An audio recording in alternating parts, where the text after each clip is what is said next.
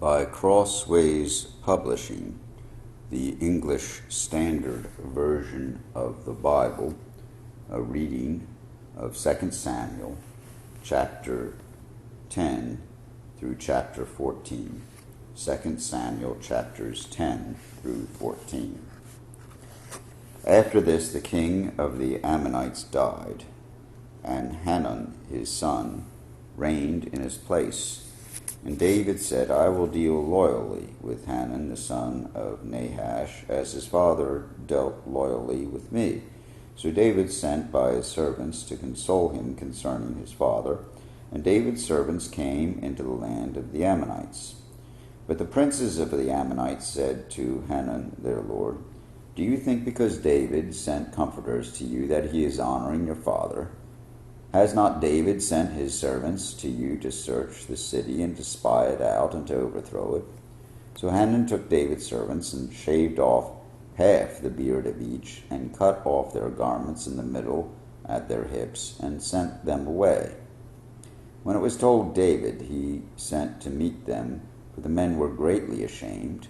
And the king said, Remain at Jericho until your beards have grown, and then return.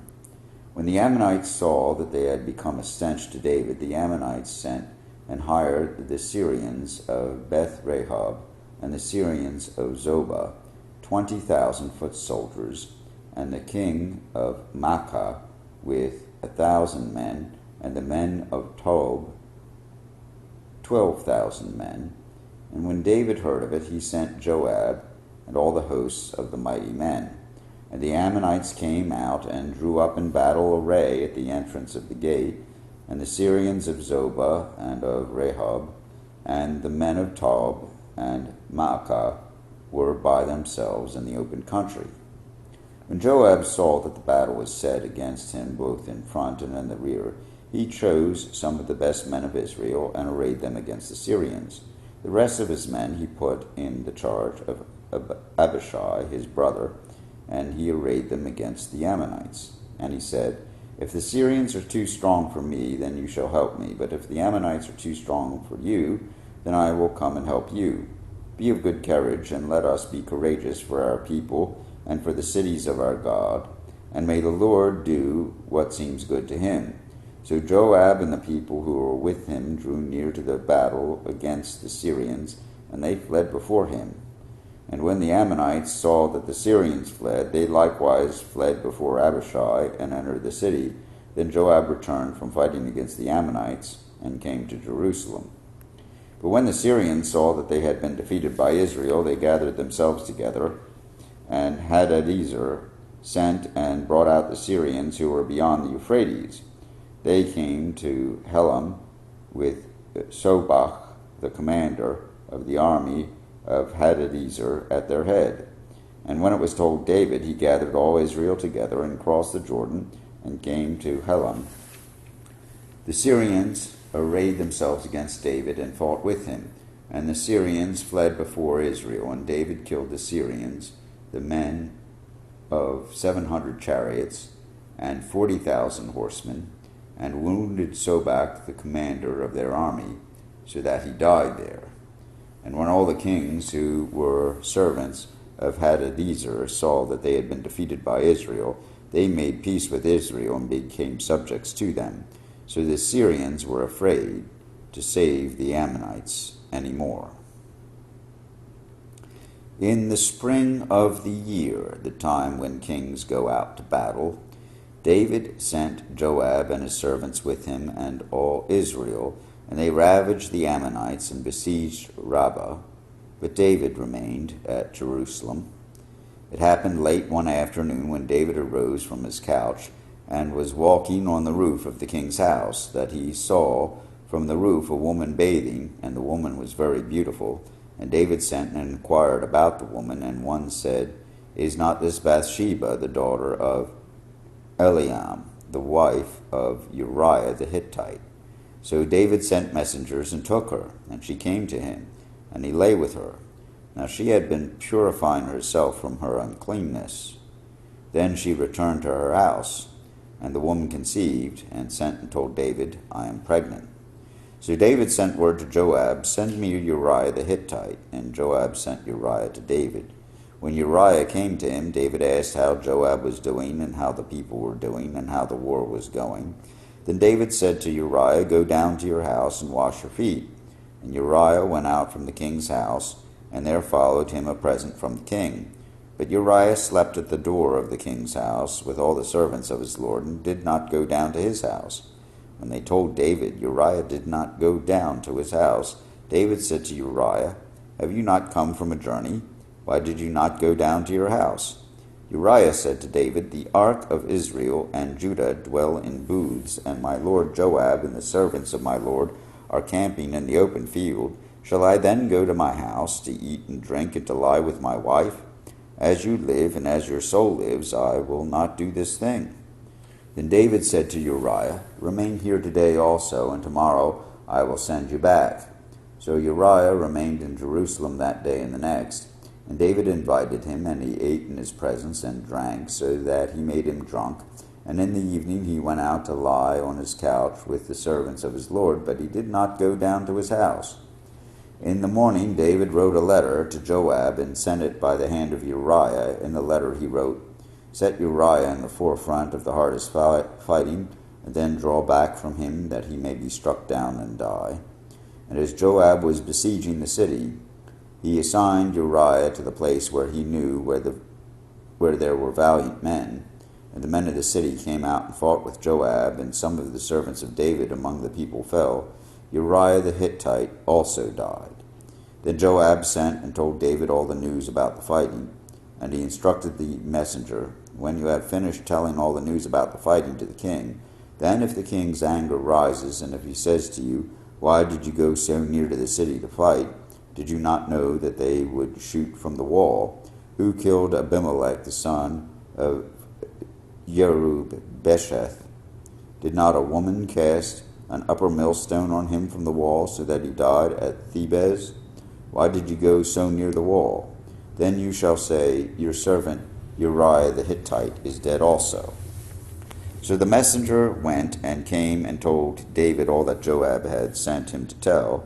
The messenger said to David, "The men gained an advantage over us, and came out against us in the field, but we drove them back to the entrance of the gate. Then the archers shot at your servants from the wall. Some of the king's servants are dead, and your servant Uriah the Hittite is dead also." David said to the messenger, "Thus you shall say to Joab, 'Do not let this matter displease you, for the sword devours now one and now another. Strengthen your attack against the city and overthrow it, and encourage him.'" When the wife of Uriah heard that Uriah her husband was dead, she lamented over her husband. And when the mourning was over, David sent and brought her to his house, and she became his wife, and bore him a son. But the thing that David had done displeased the Lord. And the Lord sent Nathan to David. He came to him and said to him, "There were 2 men in a certain city, the one rich and the other poor. The rich man had very many flocks and herds, but the poor man had nothing but one little ewe lamb, which he had bought. And he brought it up, and it grew up with him, and with his children. It used to eat of his morsel, and drink from his cup, and lie in his arms, and it was like a daughter to him. Now there came a traveler to the rich man, and he was unwilling to take one of his own flock or herd to prepare for the guests who had come to him, but he took the poor man's lamb and prepared it for the man who had come to him. Then David's anger was greatly kindled against the man, and he said to Nathan, "As the Lord lives, the man who has done this deserves to die, and he shall restore the lamb fourfold, because he did this thing, and because he had no pity." Nathan said to David, "You are the man. Thus says the Lord, the God of Israel, I anointed you king over Israel, and I delivered you out of the hand of Saul, and I gave you your master's house and your master's wives into your arms, and gave you the house of Israel and of Judah. And if this were too little, I would have added to you as much more. Why have you despised the word of the Lord to do what is evil in his sight? You have struck down Uriah the Hittite with the sword, and have taken his wife to be your wife, and have killed him with the sword of the Ammonites. Now therefore this sword shall never depart from your house, because you have despised me, and have taken the wife of Uriah the Hittite to be your wife. Thus says the Lord, Behold, I will raise up evil against you out of your own house, And I will take your wives before your eyes, and give them to your neighbor, and he shall lie with your wives in the sight of this sun. For you did it secretly, but I will do this thing before all Israel and before the sun.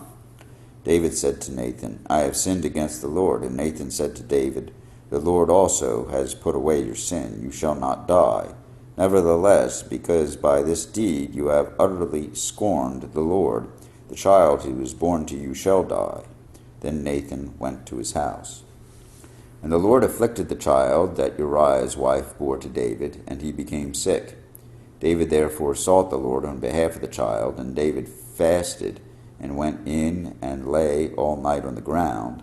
And the elders of his house stood beside him to raise him from the ground, but he would not, nor did he eat food with them. On the seventh day the child died, and the servants of David were afraid to tell him that the child was dead, for they said, Behold, while the child was yet alive, we spoke to him, and he did not listen to us. How then can we say to him, The child is dead? He may do himself some harm. But when David saw that his servants were whispering together, David understood that the child was dead. And David said to his servants, Is the child dead? They said, He is dead. Then David arose from the earth and washed and anointed himself and changed his clothes, and he went into the house of the Lord and worshipped. He then went to his own house, and when he asked, they set food before him, and he ate. Then his servants said to him, What is this thing that you have done? You fasted and wept for the child while he was alive, but when the child died, you arose and ate food. He said, While the child was alive, I fasted and wept, for I said, Who knows whether the Lord will be gracious to me and the child may live? But now he is dead, why should I fast? Can I bring him back again? I shall go to him, but he will not return to me. Then David comforted his wife Bathsheba, and went in to her and lay with her, and she bore a son, and he called his name Solomon. And the Lord loved him, and sent a message by Nathan the prophet. So he called his name Jedidiah, because of the Lord. Now Joab fought against Rabbah of the Ammonites, and took the royal city. And Joab sent messengers to David, and said, I have fought against Rabbah, moreover I have taken the city of waters. Now then, gather the rest of the people together and encamp against the city, and take it, lest I take the city, and it be called by my name. So David gathered all the people together, and went to Rabbah, and fought against it, and took it. And he took the crown of their king from his head. The weight of it was a talent of gold, and in it was a precious stone, and it was placed on David's head. And he brought out the spoil of the city, a very great amount. And he brought out the people who were in it, and set them to labor with saws and iron picks and iron axes, and made them toil at the brick kilns. And thus he did to all the cities of the Ammonites. Then David and all the people returned to Jerusalem. Now Absalom, David's son, had a beautiful sister whose name was Tamar. And after a time, Amnon, David's son, loved her. And Amnon was so tormented that he made himself ill because of his sister Tamar, for she was a virgin, and it seemed impossible to Amnon to do anything to her. But Amnon had a friend whose name was Jonadab, the son of Shimeah, David's brother. And Jonadab was a very crafty man, and he said to him, O son of the king, why are you so haggard morning after morning? Will you not tell me? Amnon said to him, I love Tamar, my brother Absalom's sister. Jonadab said to him, Lay down your head on your bed and pretend to be ill, and when your father comes to see you, say to him, Tell my sister Tamar to come and give me bread to eat, and prepare food in my sight, that I may see it and eat it from her hand. So Amnon lay down and pretended to be ill. And when the king came to see him, Amnon said to the king, Please let my sister Tamar come and make a couple of cakes in my sight, that I may eat from her hand. Then David sent home to Tamar, saying, Go to your brother Amnon's house and prepare food for him. So Tamar went to her brother Amnon's house, where he was lying down, and she took dough and kneaded it, made cakes in his sight, and baked the cakes. And she took the pan and emptied it out before him, but he refused to eat. And Amnon said, Send out every one from me. So every one went out from him. Then Amnon said to Tamar, Bring the food into the chamber, that I may eat from your hand. And Tamar took the cakes she had made, and brought them into the chamber to Amnon her brother. But when she brought them near him to eat, he took hold of her, and said to her, Come lie with me, my sister. She answered him, No, my brother, do not violate me, for such a thing is not done in Israel. Do not do this outrageous thing. As for me, where could I carry my shame? As for you, you would be as one of the outrageous fools in Israel. Now therefore, please speak to the king, for he will not withhold me from you. But he would not listen to her, and being stronger than she, he violated her and lay with her. Then Amnon hated her with very great hatred, so that the hatred with which he hated her was greater than the love with which he had loved her. And Amnon said to her, Get up, go. But she said to him, No, my brother, for this wrong in sending me away is greater than the other that you did to me. But he would not listen to her. He called the young man who served him and said, Put this woman out of my presence, and bolt the door after her. Now she was wearing a long robe with sleeves, for thus were the virgin daughters of the king dressed. So his servant put her out and bolted the door after her. And Tamar put ashes on her head, and tore the long robe that she wore. And she laid her hand on her head, and went away, crying aloud as she went. And her brother Absalom said to her, Has Amnon your brother been with you? Now hold your peace, my sister. He is your brother. Do not take this to heart. So Tamar lived a desolate woman in her brother Absalom's house. When the king heard of all these things, he was very angry. But Absalom spoke to Amnon, neither good nor bad, for Absalom hated Amnon, because he had violated his sister Tamar. After 2 full years, Absalom had sheep shearers at Baal Hazor, which is near Ephraim, and Absalom invited all the king's sons. And Absalom came to the king and said, Behold, your servant has sheep shearers. Please let the king and his servants go with your servant. But the king said to Absalom, No, my son, let us not all go, lest we be burdensome to you. He pressed him, but he would not go, but gave him his blessing. Then Absalom said, If not, please let my brother Amnon go with us. And the king said to him, Why should he go with you? But Absalom pressed him until he let Amnon and all the king's sons go with him. Then Absalom commanded his servant, Mark when Amnon's heart is merry with wine. And when I say to you, Strike Amnon, then kill him. Do not fear. Have I not commanded you? Be courageous and be valiant. So the servants of Absalom did to Amnon as Absalom had commanded. Then all the king's sons arose, and each mounted his mule and fled. While they were on the way, news came to David, Absalom has struck down all the king's sons, and not one of them is left. Then the king arose and tore his garments, and lay on the earth. And all his servants who were standing by tore their garments. But Jonadab, the son of Shimea, David's brother, said, Let not my lord suppose that they have killed all the young men for the king's sons, for Amnon alone is dead. For by the command of Absalom this has been determined from the day he violated his sister Tamar. Now therefore let not my lord the king so take it to heart as to suppose that all the king's sons are dead, for Amnon alone is dead. But Absalom fled. And the young man who kept watch lifted up his eyes and looked, and behold, many people were coming from the road behind him by the side of the mountain. Then Jonadab said to the king, Behold, the king's sons have come, as your servant said, so it has come about. And as soon as he had finished speaking, behold, the king's sons came and lifted up their voice and wept. And the king also and all his servants wept very bitterly. But Absalom fled and went to Talmai, the son of Amminahud, king of Geshur. And David mourned for his son day after day. So Absalom fled and went to Geshur, and was there 3 years.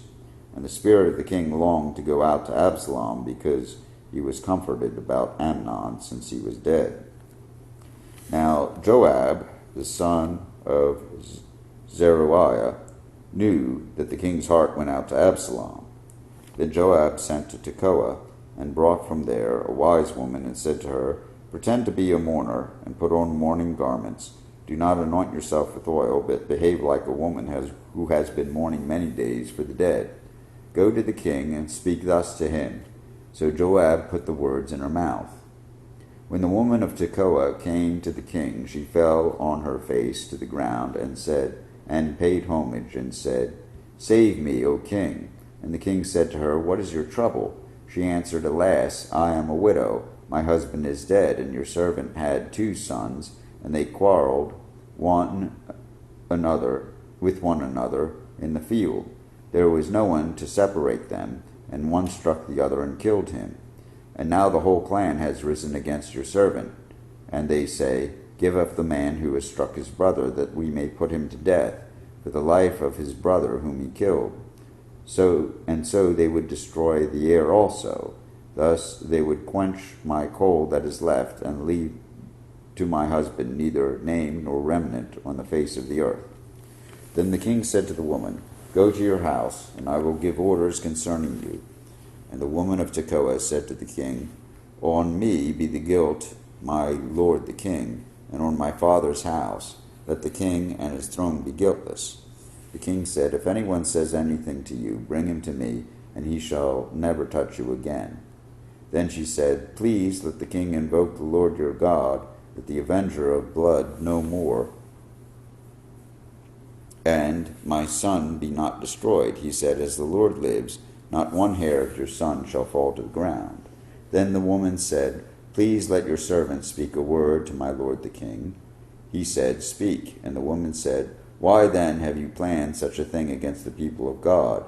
For in giving this decision the king convicts himself, inasmuch as the king does not bring his banished one home again. We must all die. We are like water spilled on the ground, which cannot be gathered up again.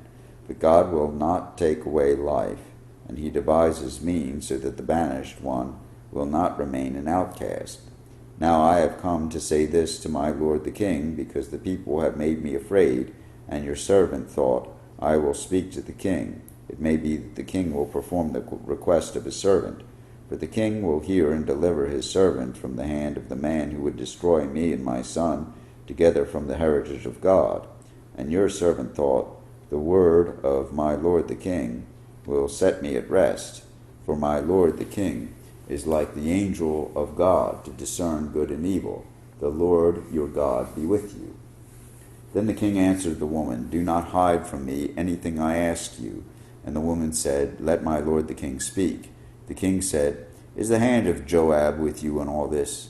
The woman answered and said, "As surely as you live, my lord the king, one cannot turn to the right hand or to the left from anything that my lord the king has said. It was your servant Joab who commanded me. It was he who put all these words in the mouth of your servant. In order to change the course of things, your servant Joab did this. But my lord has wisdom like the wisdom of the angel of God to know things that are on the earth." And the king said to Joab, "Behold, now I grant this. Go, bring back the young man Absalom." And Joab fell on his face to the ground and paid homage and blessed the king.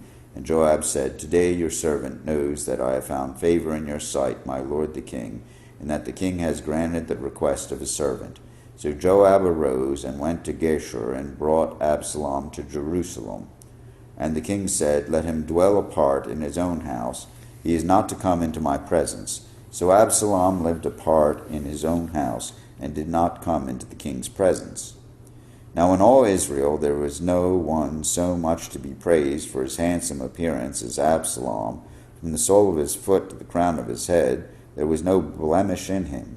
And when he cut the hair of his head, for at the end of every year he used to cut it, when it was heavy on him, he cut it. He weighed the hair of his head, 200 shekels by the king's weight. There were born to Absalom 3 sons, and 1 daughter, whose name was Tamar. She was a beautiful woman. So Absalom lived 2 full years in Jerusalem without coming into the king's presence. Then Absalom sent for Joab to send him to the king, but Joab would not come to him. And he sent a second time, but Joab would not come. Then he said to his servants, "See, Joab's field is next to mine, and he has barley there. Go and set it on fire." So Absalom's servant set the field on fire. Then Joab arose and went to Absalom at his house and said to him, Why have your servants set my field on fire? Absalom answered Joab, Behold, I sent word to you, Come here that I may send you to the king to ask, Why have I come from Geshur? It would be better for me to be there still. Now therefore let me go into the presence of the king, and if there is guilt in me, let him put me to death. Then Joab went to the king and told him, and he summoned Absalom. So he came to the king and bowed himself on his face to the ground before the king, and the king kissed Absalom.